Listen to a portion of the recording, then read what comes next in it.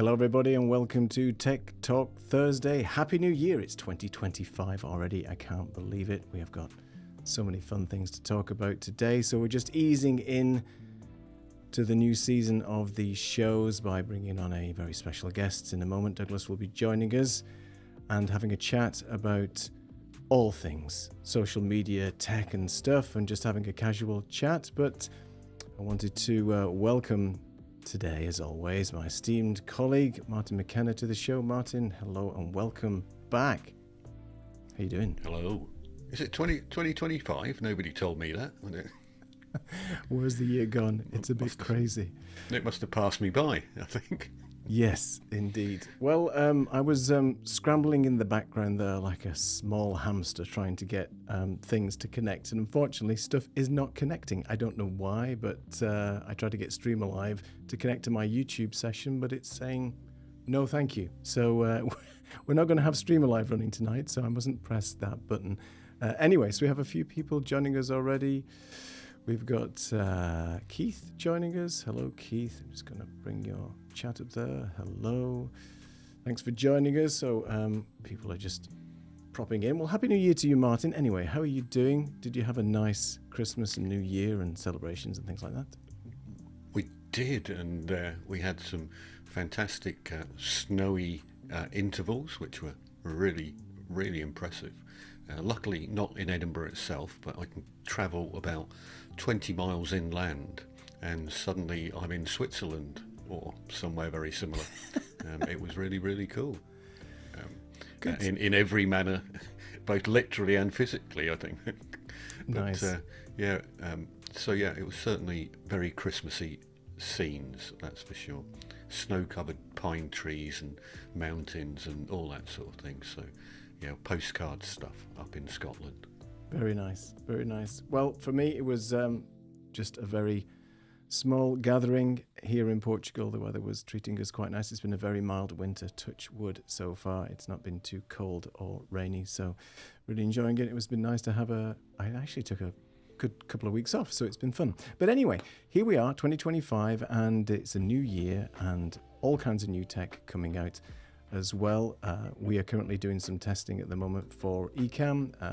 There's going to be some new releases of software coming shortly to the beta group, but we're just testing the alpha version at the moment, so bear with us with that. But without further ado, I'm just going to look into the Zoom room, and if Doug can give us a thumbs up and if he's ready to join, we're going to bring our guest on today, Doug, that's very kindly said that he would join us. So, Doug, welcome to the show. Hello, how are you?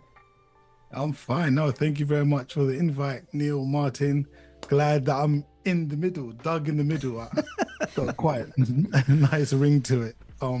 Happy New Year to everyone and one and all.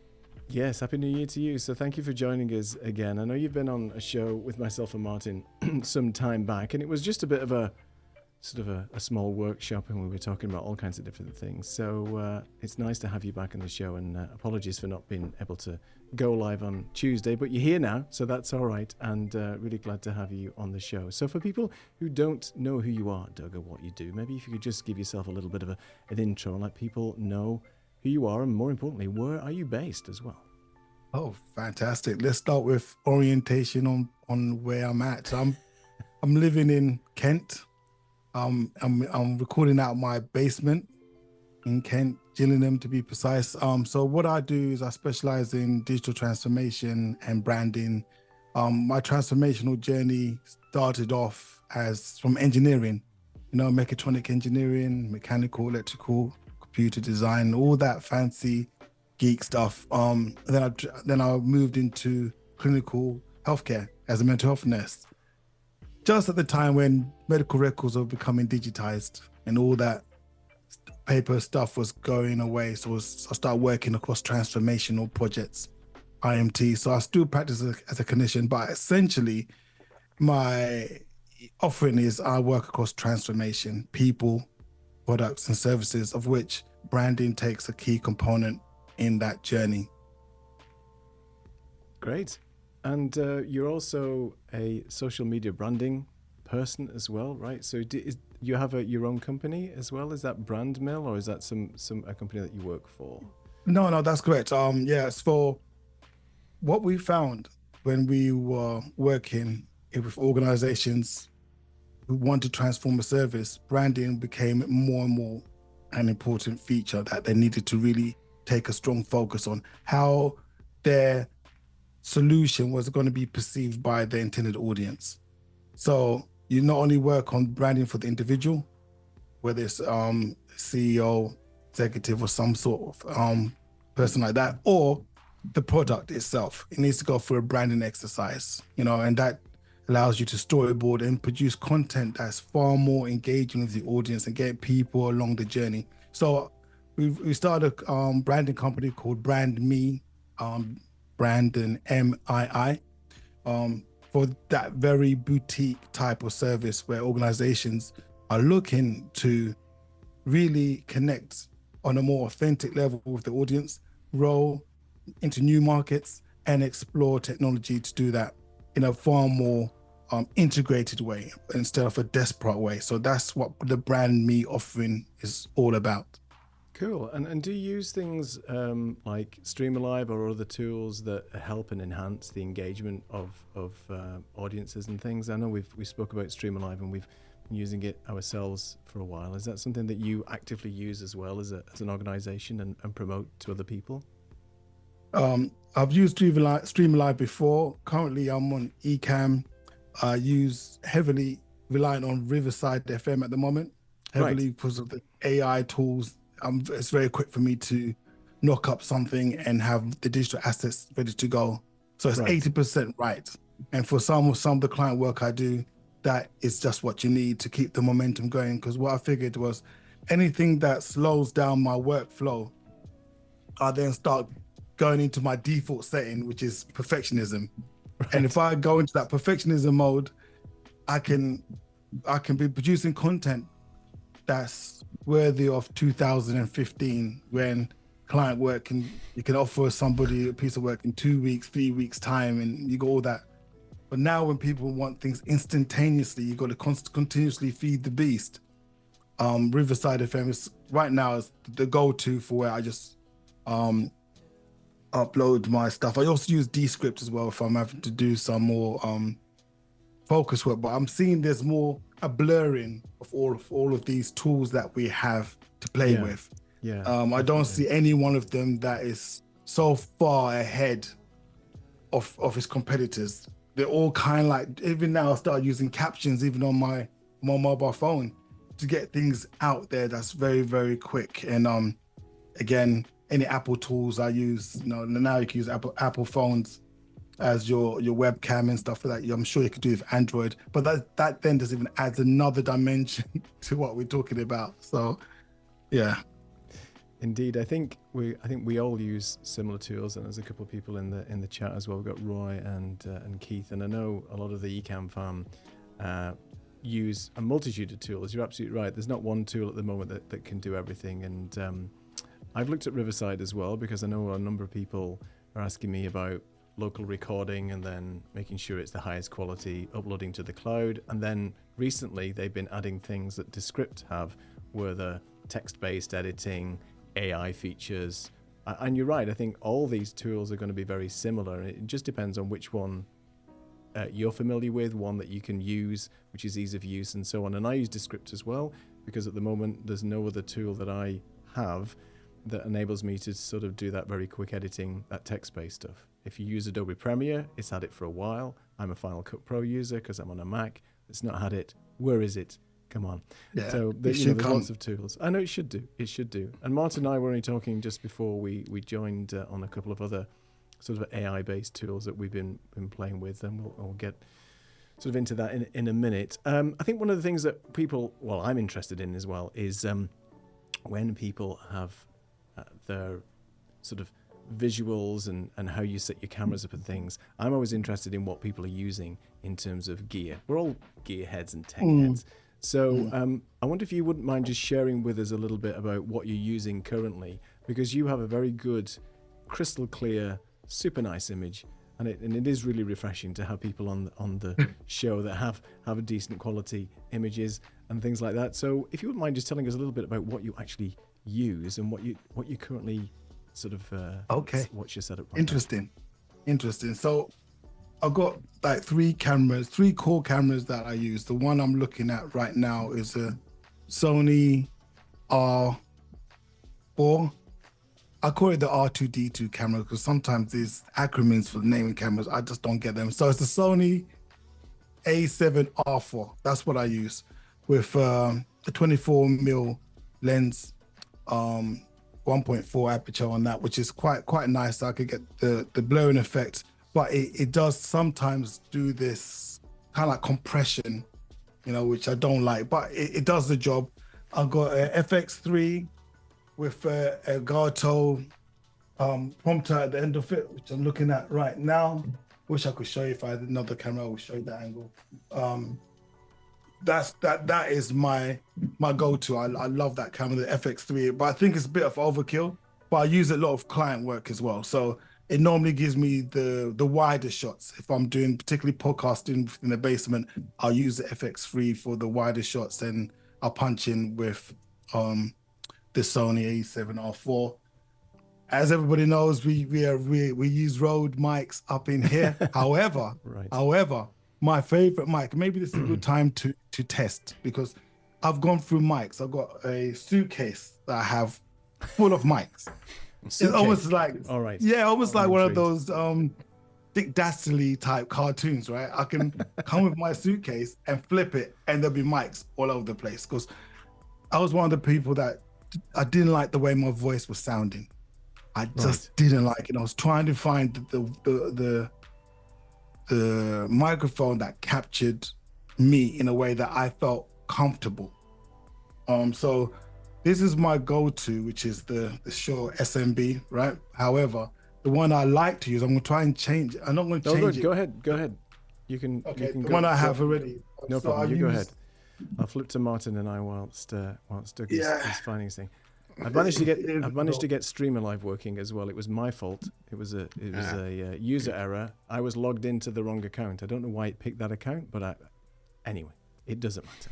We're all good. So we can go back to using Stream Live in a moment. It's different when it's when I've set it up before. There you go. What can I say? Okay. All right, he's back. Right. I'm not sure how this will work. So this is the blue mic I have. It's like a canister type thing. I like it because I'm old school when it comes to tech. Right. But it sounds phenomenal. I absolutely love it. It's delicate, but it does. For me, it's the best sounding mic I've ever used for my voice. Anyway, let's go full screen and take a look at that. And that's it's a condenser microphone, right? Because these that we use at the moment are dynamic microphones. So this is a condenser mic that you're using right now, which is very sensitive. I'm sure it is. Yeah, I think it is because of the capsule on it. Yeah. That's why I got the pop filter on there. It's very sensitive. I don't have to breathe too much into it. I can. Don't breathe at all. Yeah, it's very sensitive, and it's phenomenal. The sound quality that comes out of this is phenomenal. Sounds nice. Yeah, does sound nice. Yeah, it is, and it just looks geeky. It just looks like what is that? What is this person carrying? It's just like that's Buck Rogers. Right. Oh my God, yeah. Buck Rogers. So I'm gonna bring back to the other one because it's a bit too sensitive for what we're doing here. No problem. See, it's not just me who's got a problem with microphones and too many bits of gear in the house. Oh my God, don't get me started on the mics. And then so I use a GoPro as well, GoPro 10. Right. That's on the other side. I use that as well. For some reason, I can't get it to record full frame for some reason. Maybe broken action camera, but I use that as well. I got the Max, and in terms of I use the M1 Mac Mini.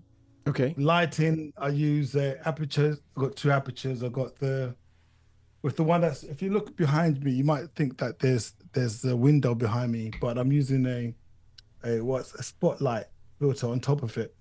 You know, with one of these gobo type stuff, so that although I'm in the basement, you might feel like there's light coming in. Right. That's what I use that one for. But that's it basically. I think for me, the difficult thing I had was trying to create a environment that I could quickly start recording. I mean, just get it done, you know. And so it was an exercise of constriction. but I had to Right. still go through that breaking the bank balance, because you have to buy more before you can get rid of. If you follow me, I had to buy Yeah. more than what I'm using.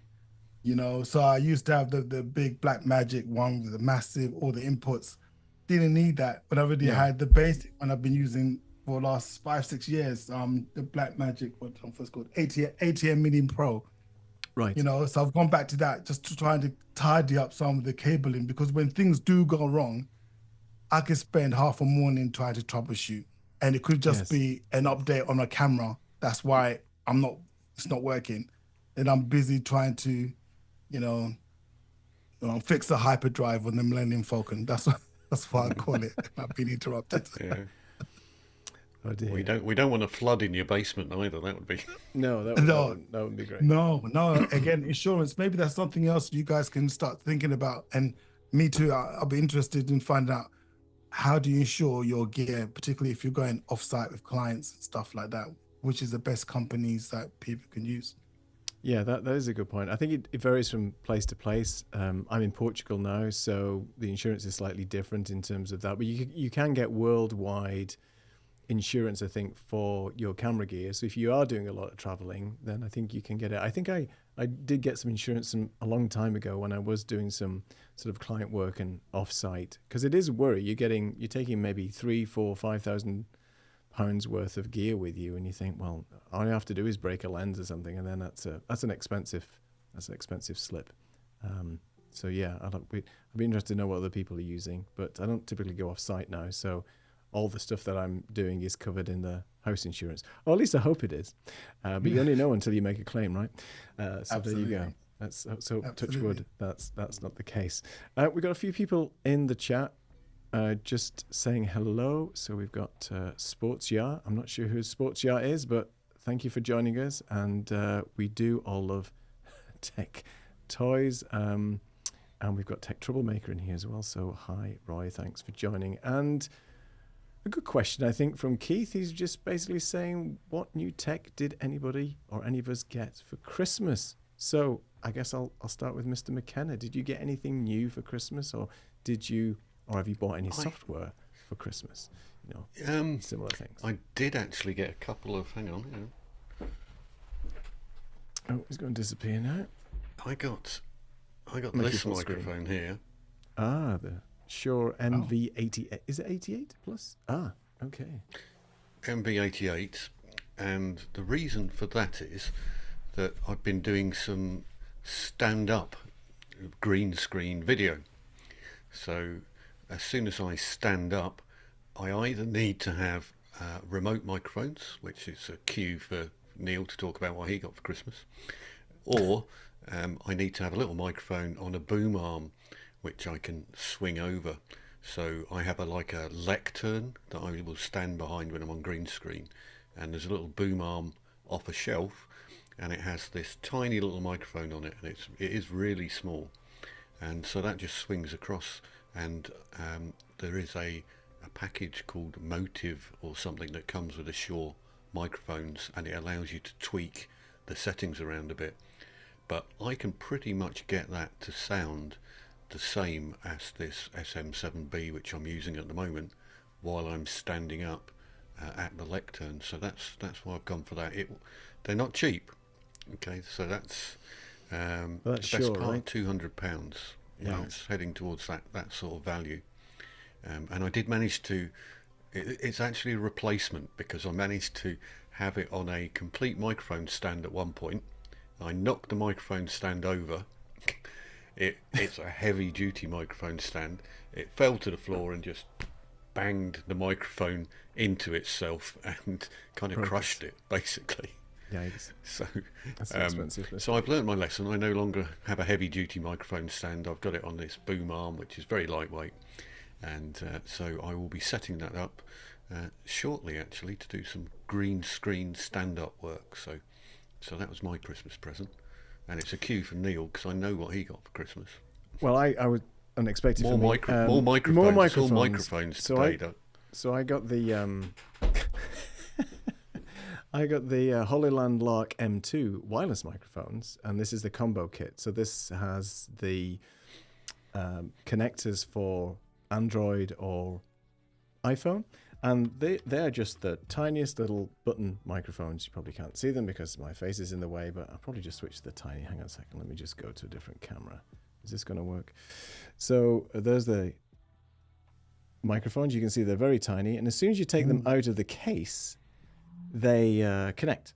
So you get a little camera connector with it as well. So this is the receiver that fits on the camera. You've just got a little volume control on there, tiny thing, and then this just clips onto your camera. But the charging case is great because it just basically, everything's charged in the case, and then that's all you need to do. You just pop them back in, if I could put them back in the right way. They're instantly charged, and as soon as you connect, they're ready to go. Wow. And a little bit of software on them as well, but the good thing about them is that they have a magnet. So where you have the little lapel microphones, we have to put a clip and it hangs down your shirt and it looks weird. With these things, you just got a little microphone clip, magnetic clip with them, and you just put them behind here and that's it. And it's instantly connected, as you can see. And that's it. And it's really, they even come with little stickers. So if you don't like this, you know, Rode is terrible for branding. I mean, they're great at branding, but they're everywhere. So you always want to put a bit of gaffer tape over the Rode logos to get rid of them. But for these, they're just super easy. And they're a matching pair. So if you've got a friend or a podcast host that you want to roam around with, then So that's what I got for Christmas. Super cool. I've used them already in the studio. They sound pretty good. The range is really good as well. So if I'm doing a bit of vlogging for 2025 or just roaming around or recording stuff, then they're really cool. So Doug, did you get anything for Christmas, or have you been using new tech or anything that you want to share with us? Yeah. Well, I've got my DJI Osmo that's upstairs, which is kind of cool because obviously it's lightweight, 4K, great, fantastic image. But my Christmas present was the Meta Ray-Ban glasses, because I did mention before I'm using the GoPro, which is somewhat hard, which is for my top-down shots. Right. And I was like, let me just get these glasses, right? The Meta glasses, so that I can just look at something when I'm doing a unboxing or stuff, first-person perspective type stuff. They arrived, they were super cool. However, they were not wide enough because there are two sizes that you can get.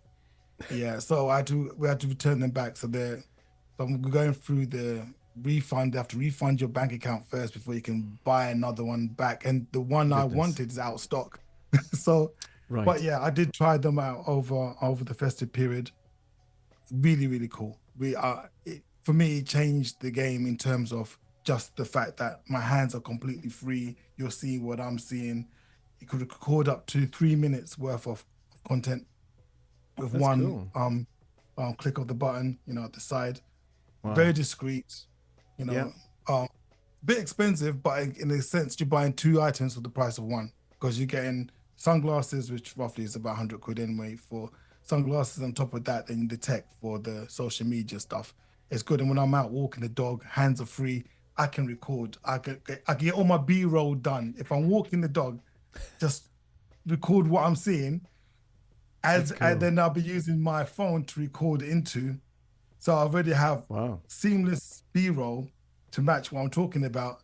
And then I could use something like Descript to bring it together. I can use something like even my Adobe. I'm a sucker for Adobe, but for some reason I haven't managed that. Now I have to big them up, because Adobe has been the stable for me for the last 15, 20 years, right? So I'm not anti-Adobe, but something about the pricing that's really, it's hard to justify at the moment, and the complexities.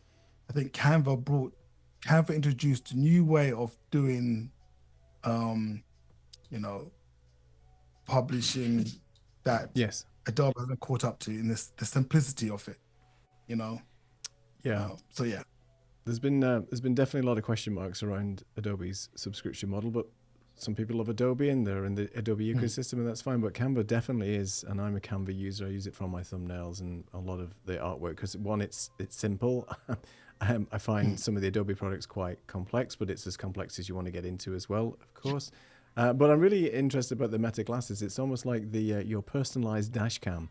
So, if you get in an argument with somebody, you just press that button. It's like, no, you said this. So it's really cool. It reminds me of a Black Mirror episode where everything was being recorded all of the time. And then you could replay it back over your life. Maybe it'll come to that at some point. But that's very really dangerous interesting. tool.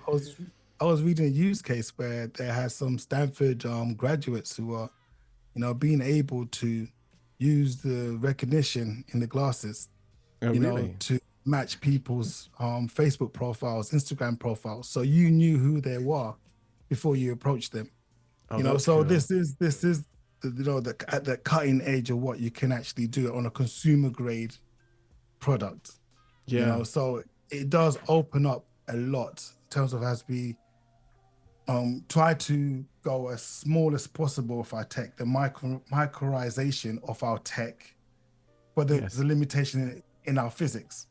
So, in terms of like speakers that have to be big to get the volume of sound, even the light into your lens has to be a certain quality. So we're dealing with the physics as well as, the AI coming in and just offering new ways of producing art, because essentially that's what we're doing. When I look at the stuff that you guys have produced, Martin, just your overlays, you're an artist. It's an art thing, and when I try and coach people on social media, I say, just do it for the art. That's what I say to them all the time when they start becoming finicky. I say, just do it for the art.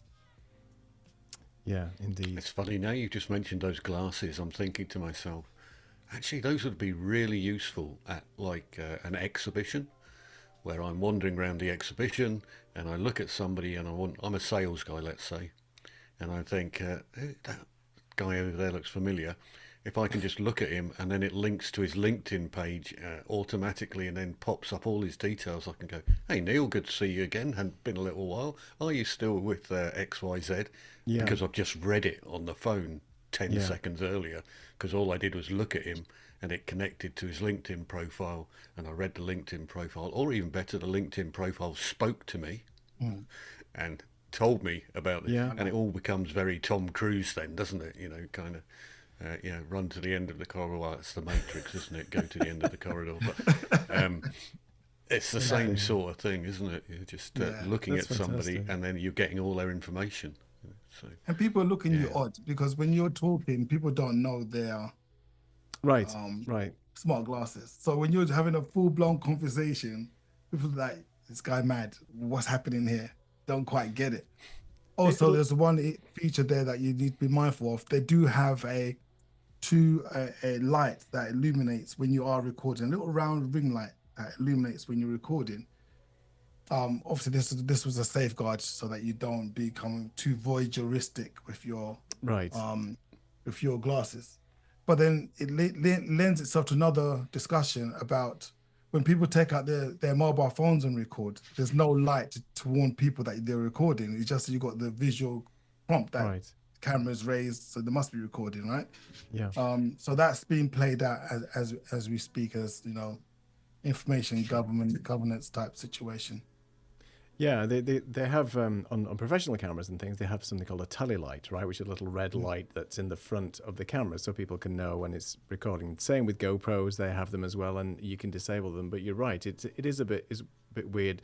Back to your points, Martin, about having it tell you stuff. It's just like having that person at a wedding is like, oh, such and such a body's married to such and body, they got 3 kids, tell before you go up and walk up to them, say, how's the kids doing?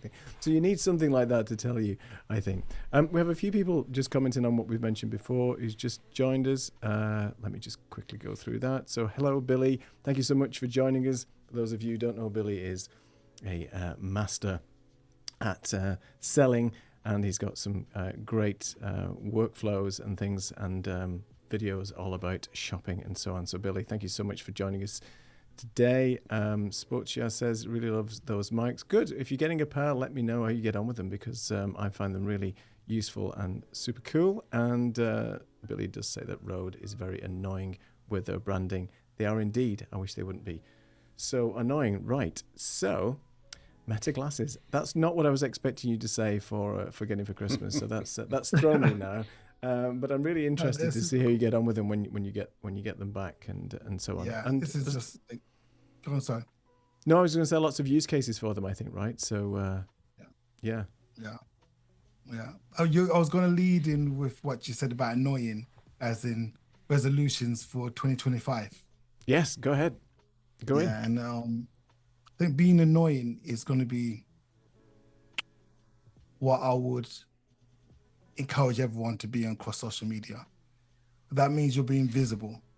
If only 1%, particularly on LinkedIn, post consistently, your job is to produce as much content as possible, because there is a natural drop-off rate in terms of the way algorithms are working. People that were having loads of followers before, loads of visibility, are getting far less than that. And the questioning why, and they're getting demotivated, try not to get too fixated with vanity metrics as such. But you're going to get if you get in your mindset, you have to be annoying, meaning you have to be front and center people's optics by having increasing the velocity of your content to the point that you're always going to be popping up. And there are different ways you can be perceived as annoying. But I think you get far better return than being somebody that pops up once a week or once every other day, at the wrong time. Be annoying. At least you're there, you're present, and as long as you're offering value, that is my message for 2025. So with all the AI tools that we have, we talked about Riverside FM, Descript, you can literally spaghettify your content in seconds.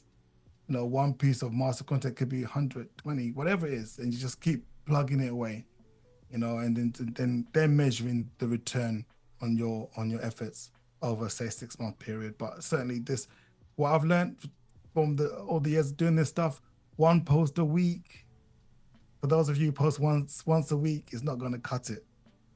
Right. It's not going to move the needle in a positive direction for you. I think you need to post far more consistently, and also comment. The value in social media is about exactly what Neil and Martin have done, and allowing me to join you guys on this platform, collaborating. Yeah. So with times in 3, this is how we can compound reach. Yeah. It's through creating these networks of people that are mutually connected to each other, or have a shared vision or shared value, but coming from different perspectives. So your comments, I know people that only write comments on LinkedIn, and they've got larger followings than people that post more consistently, because it's all about the value that you're offering through your commenting, demonstrating your authority, trustworthiness, and whatnot. Because I think, as we've seen, the biggest news article that we've seen for this year, I would say, it's gone under the radar as such, is Zuckerberg's, getting rid of the what's it called? The checking. The filtering, the fact basically. check, the fact checking. Yeah. So it's going to be more open, right? It's going to be more open and not. So how that plays out now, when essentially all the major players are not fact checking. Yeah. LinkedIn itself, it has an inherent fact checking, because it's based around authenticity, like your value. Who are you as a professional? Who is validating you? Who's co-signing the stuff that you've done? All of that linked. So it lends itself for a more trustworthy social media platform. Yeah, that's interesting. There's a question coming from Billy, actually. He just on your comment, Doug, he mentioned, is 1% true for all platforms, or just LinkedIn, what you spoke about before? I know it's for LinkedIn, because professionals by nature,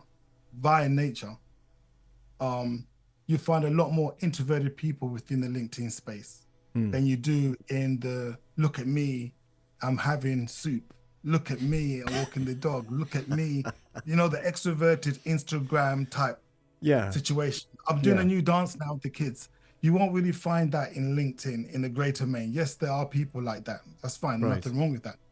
But I think within LinkedIn specifically, it's 1%. And there's data around that already. It won't be more than 2 or 3% anyway. But posting consistently, I'm talking about once a week. Yeah. And I'm saying now that once a week is not enough. No. Because if you say post once a week, you should be thinking about at least commenting 3 times per day. on people within your niche, Yeah. you know, contributing to their content, growing with them, you know, going on the journey with them. That is that plus that and other stuff, you know, flipping between vertical videos to landscape, trying all different things, you know, just to connect and engage with your audience. Yeah, and I think it's really important what you mentioned, because you will be lost in the noise if you're not. You've got to be a little bit ubiquitous, right? You have got to show up on these different, comment with people, show up on the various platforms. You got to be a bit like Phil Collins in the 1980s. You turn on the radio and he's always playing, you know. So you've always got to be there, right? At least in some cases, to be on these platforms. But I think the problem for a lot of people, myself included, is there are so many platforms to choose from. Each of them have a different audience. Those audiences have a different expectation in the content they're expecting to see. Where should people be posting in 2025? Now, I know that's a broad question and it depends on your niche, but I'm talking specifically about people like ourselves. So there's a lot of people that we speak to in the Ecamm family and in the chat now are all sort of content creators. We all create content in our own various niches. We all do various things. So where do you think, for content creators, should we be posting in 2025? And it might not be limited to, and it shouldn't be limited, in my opinion, to just one platform. But what's your view on where, if somebody came to you tomorrow and said, look, I've got this YouTube channel, I'm trying to grow an audience, I'm trying to be authentic, I'm trying to build a community, where should I be posting in 2025? Okay.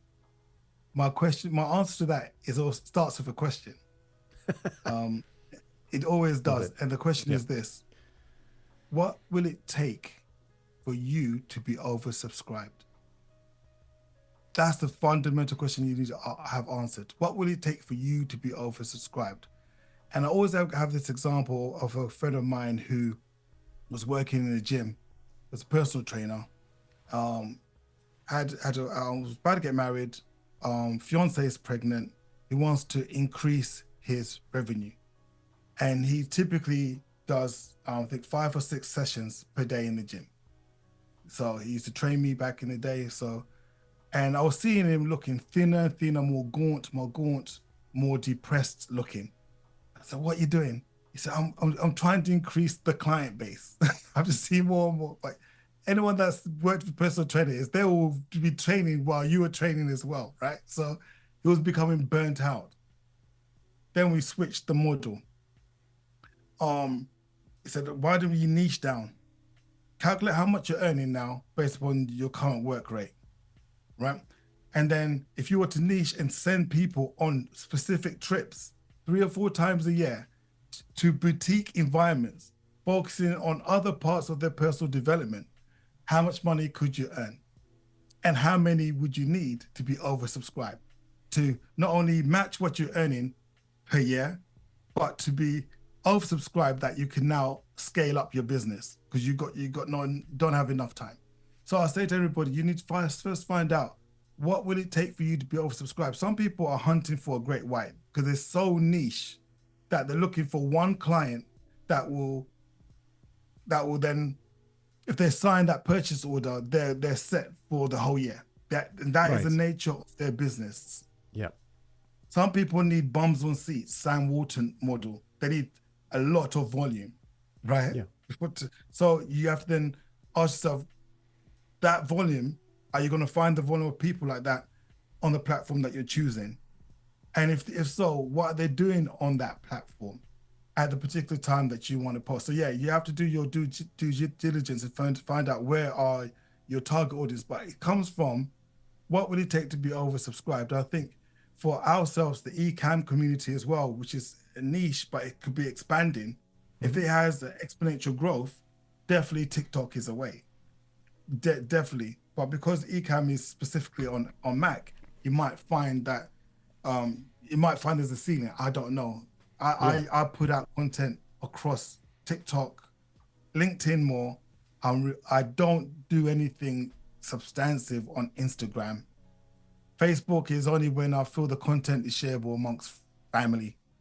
Right. But specifically, I like to stay within the LinkedIn, less numbers, less vanity metrics to work with, but far more authentic engagement. I think what's testimony to that is me being on this session with you guys, because it was through LinkedIn.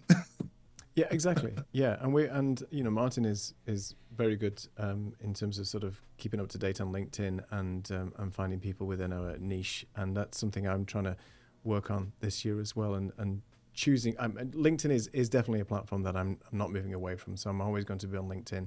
And from a professional perspective, I agree with you. I think in terms of authenticity and the types of people that may want our services and support and help in the future, then LinkedIn is definitely a place to go. But in terms of building communities and friendships and other things within that community, then there obviously are other social media platforms to choose from. And Billy was mentioning as well that, what did he say? Oh yeah, he said basically high five for volume. So from his perspective, you know, that's important. And for whatever reason, the chat's not coming in. Sorry about that. It should be coming in here. Yeah, there you go. So high five for volume, basically. So he's like, you know, volume, as opposed to having that sort of one specific super deal that's going to, or a high ticket item that's going to sort of set you up for the year. So, and so it is a tough one. You mentioned TikTok, and obviously with TikTok going away potentially in the US, then that's going to, you know, reduce a huge amount of visibility for people. So Yeah. would the people number go one then? question for 2025 is trust, because of this checking situation between X and Zuckerberg's empire. Right. It's trust. Where do people go to trust in the content that's, whether it's news, whether it's someone doing a direct software, where they're going to go for that? And LinkedIn is the oldest social media platform that we have. It's been there for donkeys of years, right? Yeah. And the trust element is baked in. It's just the way you need to sell is completely different. Even though you could do paid ads, it's like suddenly trying to sell an advert, which you can't do anyway, on BBC TV. Right. Yeah. It's not set up for commercial adverts. The second you try and sell, you're in trouble on BBC. You can't anyway, right? Right. So LinkedIn is not really geared up for, in my niche area, direct selling. Where I've made business has been with putting out content that's helping people, like what you're doing this Tech Thursdays, and people and you're engaging with people that are commenting in your feed. Then it comes out organically that way. It's never, you don't have to say, oh, this is what we're doing and prices start at X, Y. You don't need to. You just have to show up and build that community. The trust will build up, and the byproduct of all of that kind of stuff is, oh, where did you get that microphone from? You know, Right. 70%, 70 to 80% of all my client work has come through LinkedIn, and I don't direct sell. Right. I don't know how to sell in that regard. I probably crap at it. You know, I just talk to my truth. Yeah. You know, I try and share things that inspire people. I try to show up and not annoy people, but I will be annoying in the sense of you should always see something that I'm doing every day. Yeah. Either through a comment on someone else's feed, supporting somebody else's offering, or just sharing what I've seen, saw, heard that adds value to people's lives. So that's what I'll say for what authenticity looks like within LinkedIn, because we don't need to be desperate, because it's not that type of platform. You know, we don't need to be desperate. We just need to give it time, give it a time. Like if you're going to give yourself a window, say to yourself, okay, I will post every day for 6 months at 1 o'clock. Then you can measure after 6 months. But what tends to happen with the clients I work with, they do scattergun. They do complete scattergun, and they have no way of measuring what they're doing. You know, you have to be in it for the long game, cultivating those. Because again, what will it take for you to be oversubscribed? Yeah. And you're one piece of content away from somebody say, hey, I like that. I want your opinion on this. Then you can follow up with a DM or whatever it is. No, that's cool. That's cool. I mean, Martin, I know we've been talking about the vertical side, so I'm not sure if you wanted to sort of comment about LinkedIn in the future for 2025, specifically on vertical video. Yeah, so for those who don't know, LinkedIn have now allowed you to have a vertical video feed on your phone that you can flick through. Not everybody has got it on the phone app. It's rolling out. So for instance, Neil has got it, but I don't have on my phone. But that will allow you to just flick through vertical videos on your phone, one at a time. And Neil, you can pull up your phone and show people more or less. But so they definitely are focusing on vertical video. There is this weird thing at the moment that I can now stream in vertical to LinkedIn, and it will appear on LinkedIn as a sort of, a fairly narrow strip with a black line down each side if you're on your normal monitor. If you're on your phone, it will look terrible if you're live. However, once you've finished your live, anybody watching the replay will see that in full screen mode in vertical on their phone. Right. So any content that you post in vertical will appear full screen on their phones. Any lives that you do in vertical on replay only will appear live on the full screen on the phone, and it looks really, really good, because unlike most of the other platforms, LinkedIn just has a small strip down the bottom for closed captions. And the Facebooks and the Instagrams and all the other YouTubes, probably about a good third to almost half of the screen at the bottom is taken over by either icons or text at the bottom. LinkedIn doesn't do that. It's just a small strip, so you can actually get a lot of real user estate on LinkedIn in vertical. So that's why we're going to be trying to do the same sort of show we're doing right now, but in vertical only, and we'll do that to LinkedIn and hope people look at the replays. Now, the negative of LinkedIn at the moment is it's not easy to find the replays at all. Yeah. Not easy to search on them at all. Even when you have this ability to flick through videos, from our experience, it looks pretty random. So you might watch this video, for instance, but then you flick up and it's not going to give you a related video for some reason. Now, you would imagine it would do the same sort of thing that YouTube does, which says, people who like this probably would like this as well. Yeah. So my guess is that's coming, because, ultimately LinkedIn's got connections to AI as well due to its owners. So I imagine that that's coming. I imagine the ability to vertically stream live will also come as well, because just behind the scenes, all of the indicators are that's where they're going, because they've realized that over 50% of their user base are now consuming LinkedIn on their mobile phones, and that the demographic, of course, is moving in the opposite direction to our age range. So the demographic is now 25 to 45. So all of those people, they all just consume stuff on their phone. That's all they do.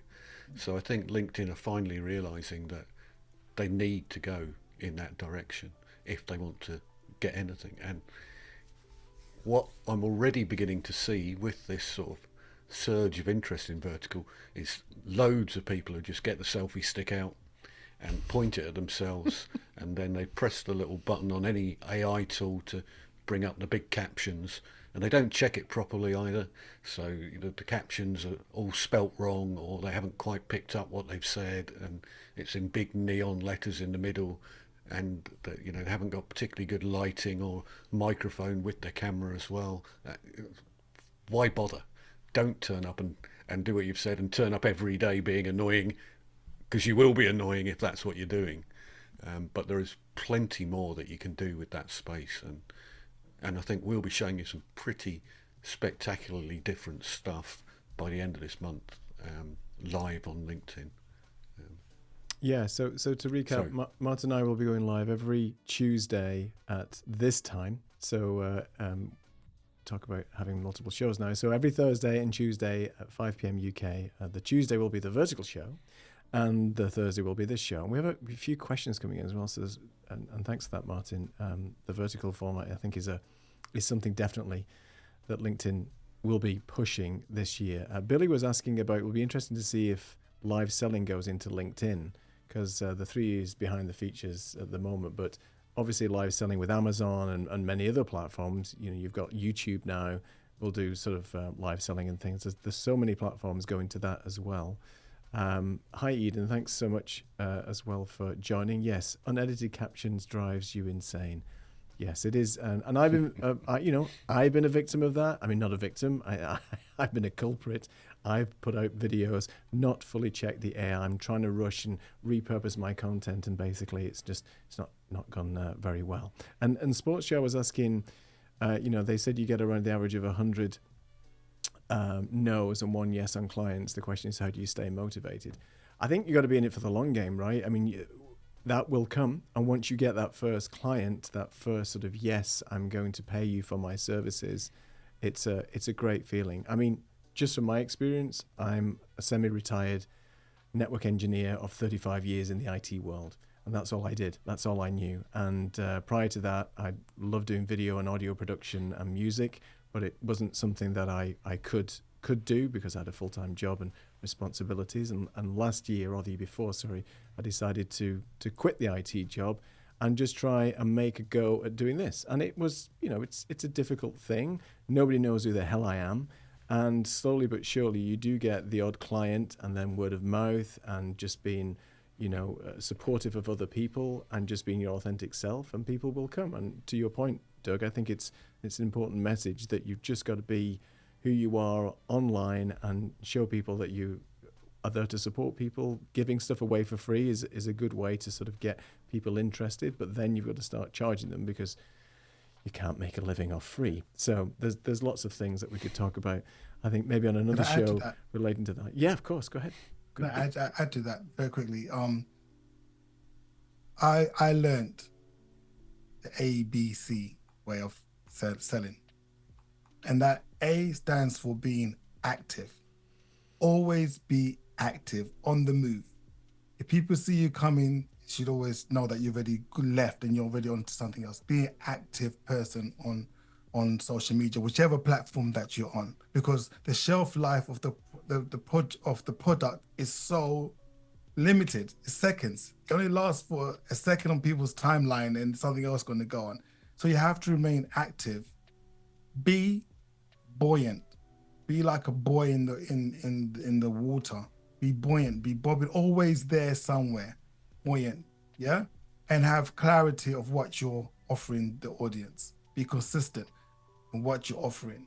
The second you are fleeting between so many different things, you struggle to get people that want to buy from you. If you're a butcher as well as a grocer, you're spreading yourself too thinly. I would say, yep. Active, be buoyant, and have clarity all the time. You heard it first. Over time, you're definitely making inroads. ABC. Just remember that. ABC. You're good to go. Simple. Thanks, Doug. Martin, you wanted to share some stuff before we close. We're getting close to the top of the hour. I can't believe it's nearly an hour has gone already. We could stay on for another hour. There's so much to talk about, but we can't. Billy, nice comment. Thank you. I think he's talking to you, Martin. You're famous in my world, so I think he's obviously talking to you with all your work that you've done in the space. Anyway, Martin, would you like me to switch over to your scene? Yeah. Let's just jump to this scene, will we? Let me just jump to this scene here. So Douglas, thanks for joining me in this scene. One thing that myself and Neil are woefully bad at is actually promoting ourselves, because we have a habit of just talking through these shows, and before we know it, the hour's gone past and we've forgotten to tell people what it is we actually do. And one of the things I'm going to be doing for 2025, hopefully, is to get a lot better at promoting myself a little bit, and to talk around some of the things I do, which is things like designing stream layouts and working with Ecamm and working with green screen and doing stuff like that, and online presentations. So what we're looking at here is just a very simple design, but I guarantee it's not like anything you've ever seen before for sharing a PowerPoint, right? So this is just my my design for a PowerPoint, and I could even bring in a viewer name placeholder, and we could even have Neil jump in over the placeholder as well there at the bottom. So again, it's just a design, and even something as simple as, well, how do you get that 3D effect? Because this is just Ecamm that's going on there. And how come it looks like an immersive widescreen presentation? Well, that's just because of the way that I'm doing the presentations. So this is me just running through a slide deck. Now, this is something I produced just before we came on in a product called Gamma, which is an AI deck producer. I just gave it a prompt and asked it to talk about 4 workshops that I intend to be running: a vertical video, an Ecamm profile, green screen, streamer live workshops. And it automatically then created all of these slides for me. Now, unfortunately, I pressed the button that said, give me a detailed view. And the reality is I should have picked the medium or light view so that it had less words on it. So I am now eating my own dog food here by providing you with a scene that's way too busy. I would never have quite this much text on it.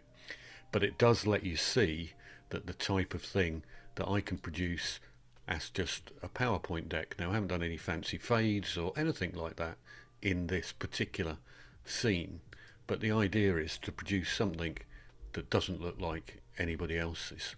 So this is us doing our Zoom call, and remember folks, this is a Zoom call for those of you who are not aware. Doug has just joined a Zoom call. It's nothing more than that, but suddenly we are, you know, a good size and in proportion, and you can still see the slides going on, and yet I've got branding going on around the edge, and I've got some nice 3D effects, and I've got my viewer names coming in as well. So I'm doing multiple levels of interaction here, and we could be bringing in streamer live as well and having people enter into the Zoom calls. So for 2025, my goal is to be running a set of open workshops where there'll be chargeable workshops, but there will be 5 hours of time with me and small groups of people, up to 8 people in each workshop, and we'll have different topics available, and I'm going to be polling people to say, you know, which ones are you really interested in, and we'll do those first. And the reason that I've chosen to do workshops is there are so many people who do training videos, and then 3 months down the line they find out, oh, Ecamm's updated its software, or Restream's updated the software, a Keynote's updated, or the Mac's changed, or, you know, something's changed, and then they have to redo all of those elements for a training courses, so they don't remain evergreen. So the idea of a workshop is I can be talking about the latest things that came out this week in that workshop and how you apply them to your workflows, because I appreciate that I spend all day every day looking at Ecamm and related products and AI products, and most people have got jobs to do, so they don't have the time to sit and look at all these things and think, how could I apply that to make my overall presence better? So that's the point of the workshop, is I'll go and do all of that research for you. I'll have a look at everything. I'll use my millions of hours of creative research to find out which bits are the best and which bits you might want to go and use, and therefore that makes the workshop worthwhile. And then hopefully we'll do one with Streamer Live, and Neil will join me as well, because it's important to have multiple skill sets in there to be able to answer all the questions as well. So I can answer Ecamm questions, I can answer design questions, and then when somebody asks me a question about cameras or audio routing for the Rodecaster or the Blackmagic, I'm totally lost. So Neil ships in with those answers. So really, that's where I'm coming in and what I'm hoping to do for this coming year. And I just need to, you know, get all my stuff together and I'll be pinging some stuff out about these workshops. But yeah, it would be great to have people like Doug on the workshop, and instead of him having to go and research loads of stuff and wondering what to do next with what, well, don't do that. Just come on the workshop with me. You concentrate on your content, and I'll help you deliver it better using whatever is the latest technology. So we know, for instance, there's a new version of Ecamm coming out soon.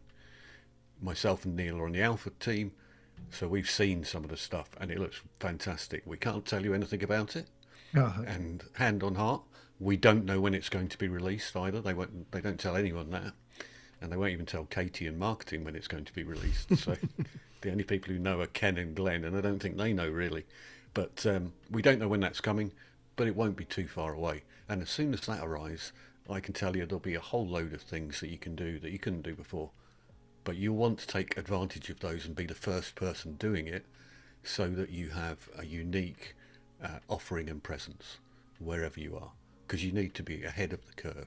There's no point in you doing something that people were doing in 2020. You know, you've got to be ahead of the curve, especially in this multimedia environment. You've got to be there, doing it differently and doing it first. That would be my thought. I don't know what you think of that as an idea, Douglas. Oh, that was superb. I was just like, from a branding perspective, there were so many strap lines you dropped in the last like few bars there. There were excellent stuff in terms of you got to be unique no matter where you are. You know, you got to be different. And in this, you need to be on the edge all the time, because social media is all about eyeballs. It's the economy of attention. And sometimes if somebody can just pause before they swipe away your content, that could indicate a sell for you, because everybody has swipe-itis. Everybody's doing this continuously. So if you can just pause that, I wonder what that is. Yeah. You know, so you just need to be slightly better than your competition, but that is a constant effort. And a lot of people haven't got the time to do that, so they feel demoralized and won't produce. But yeah, certainly I can see that added so much value. Yeah, you have something there, certainly. And the fact that you turn up and show up on a consistent basis, it becomes people's, routine. Yeah. Like EastEnders before they stop it. Like, this particular date time, I'm logging in for X. It's about time they got rid of it, isn't it? Well, I have a thing. Yeah. Sorry, have they stopped EastEnders? Is that what you're saying? Is it done? It's done. It's going to be done at some point this year. Yeah. All right. Let's get back to the standard view, Neil, because I feel we're making you look very tiny in the bottom of the screen. No problem. So there's no problem. I'll go back to my. Let's go back to that view. Your presentation, fantastic as always, Martin, has generated a couple of comments. First off, where do I begin? Okay, so Eden is saying, just like you said, Martin, that she obviously no, that's the wrong one. I apologize. I pressed the wrong button there. However, you're right. Yeah. You're right, Eden. They drive me insane as well. So she needs to learn how to promote herself better. And I think that's a show in itself, right? We get some experts on who are good at promoting self-promotion. Let's learn from the people that do it really well in order to see if we can put that into our 2025 strategy. Billy's eyes have lit up now, because he basically needs Gamma in exactly that format for his presentation tonight. I said, all you got to do is one click. It's that clever. Gamma, you just put in, let AI do its thing, and it'll spit out a presentation for you, Billy. You don't have to fact check it. Nobody else does. So I think you should be good with that. But link in the description, and also link in the chat to Martin's site in terms of self-promotion. I've got your LinkedIn as well, Doug, that I've put into the chat as well, so people go and check on Doug's site. I did get Streamer Live working. It would be a shame not to use it just before we disappear. So let me see if I can get it working real quick. Now this is using the web widget, so let me get rid of all the comments. So real quick, people in the audience, and you can participate as well if you're on the YouTube chat on my channel at the moment, because that's where it's connected to. Goals for 2025. Just throw a random thing in there. What are your goals for 2025? Mine is going to be this. If it'll come in, if I'll post away in the chat, it should take a couple of seconds to pop in. If I spelt it right, mine's going to be vertical content. And if you post in the YouTube chat, hopefully it'll pop in as well. Give it some time. I think, Martin, you may have posted to Zoom. You might have to change the comments because it's not going to come into Zoom. Did you post to Zoom or... Let's see if it comes in. I just posted to Zoom. But we're only connected to YouTube on the... Yeah, we're only connected to YouTube today. On the stream alone. So, yeah, okay. At the moment. Okay. That was my YouTube problem. So I had to connect to YouTube instead. So anyway, if people are still in the chat and want to comment, there you go. But effectively, I'm going to be focusing on vertical content for 2025. And I'm going to be doing that, of course, with Martin every Tuesday. Shameless plug. We need to plug more. We need to take almost like an ad break, right, in between each of these, and we'll just go and do a little bit of self-promotion. I mean, in every sales show, you should have call to actions at the end, and we always forget because we've got too carried away with our guest, and we ought to forget. Oh, hang on, need to do a call to action at the end of this, and so we should get knocked down points for not promoting at the end of the show, our next show. Should. Yeah, but next also show is definitely... whatever it is that we do that allows us to make some money to keep making the shows. I know, that's what it's all about, right? I'm going to put my little buy me a coffee thing in there and we can just have like a tipping jar. Thing is as well, this channel's monetized, so people could do super chats and send money if you wanted to, but you know, we're not going to be begging on the streets just yet. But it might come to that in a few months' time. But anyway, well, thank you for participating in the stream alive, and we'll get it all fully sorted working with Restream next time we're here. Wow, I think we've covered so much, and we're 4 minutes away from letting Douglas go because we're getting close to 6:15. So thank you, Douglas, for staying with us for that time. I guess any last comments from you, Douglas? Any sort of words of wisdom before you disappear? Oh wow, it was just a thank of yourself, Neil and Martin, for inviting me onto your show. I think it's fantastic. I think it's right on point. You need to focus on your health and your energy levels to keep the momentum going and just keep that consistency. Definitely. The pitch in terms of everything that Martin was saying in terms of the workshops, I think is fantastic.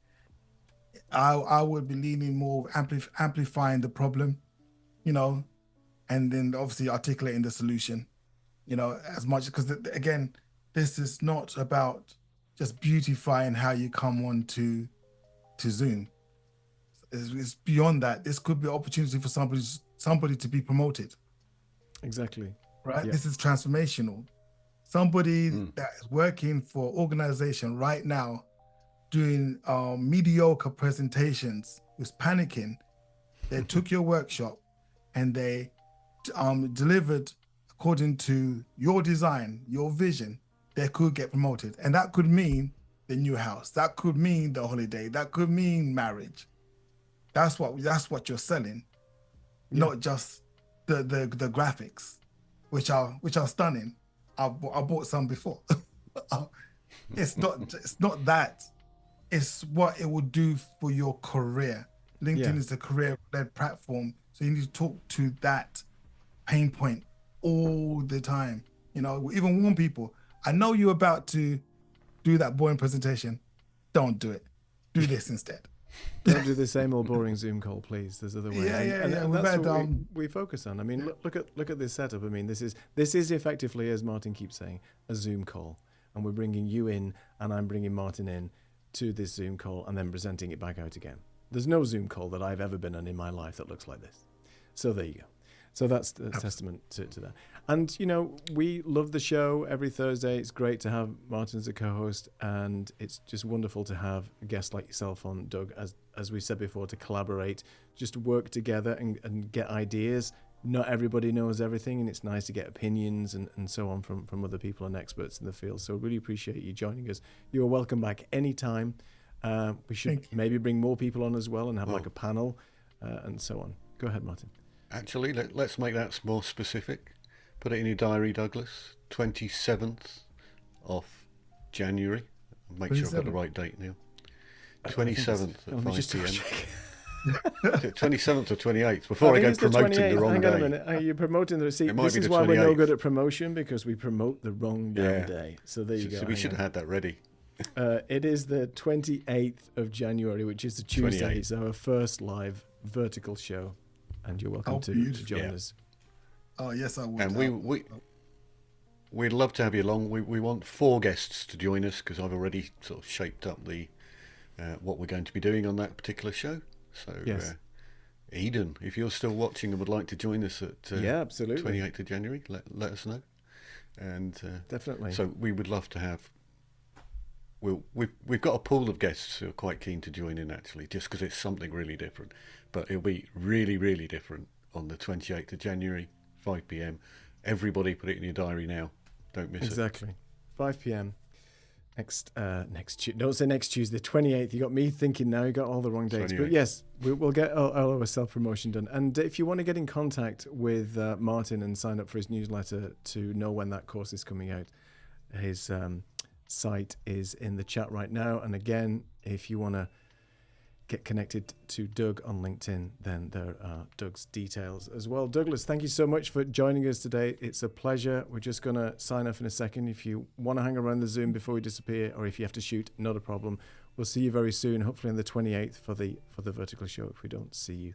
Fantastic. And apologies, my dog is actually outside scratching the door. So You got to go. All right. Got to feed that dog. It's Doug. dog time. Absolutely. Take care of yourself, Doug. Thank you so much for joining us. It's a pleasure. Okay. Thanks, Doug. Martin, as ever, thank you for being here. And it's been a great show today, and it's fun, and can't wait to join you on that workshop and have a listen in and learn about all these great designs that you have. So we are back next Thursday. We may be doing some testing at some point. Actually, we won't be back next Thursday because it's my wedding anniversary. So I'm not going to be back next Thursday. I'm going to be back the week after. See, I'm getting everything mixed up now. Can't forget that. So next week I won't be here, but we maybe on Tuesday do some testing with Vertical. I don't know. Maybe just to try something out. If you're around, I don't know. We will see. Some crazy stuff. Yeah, we're going to have to get together and just map out the next couple of weeks, because I've got a birthday coming up, and you've got the anniversary coming up, and we're still trying to do 2 shows a week, but I'm bound to be busy at some point, and you're bound to be busy. It's not going to work, is it, really? We'll figure something out. So we just promised we would turn up every week to Douglas regularly at the same time, same place. This is what we need to do. And planning. we're breaking our promises already.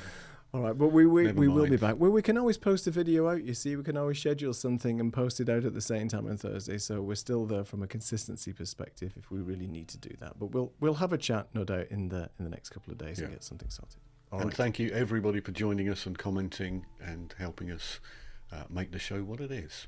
Yeah, really appreciate it. All right, we'll see you soon. Take care. Bye-bye.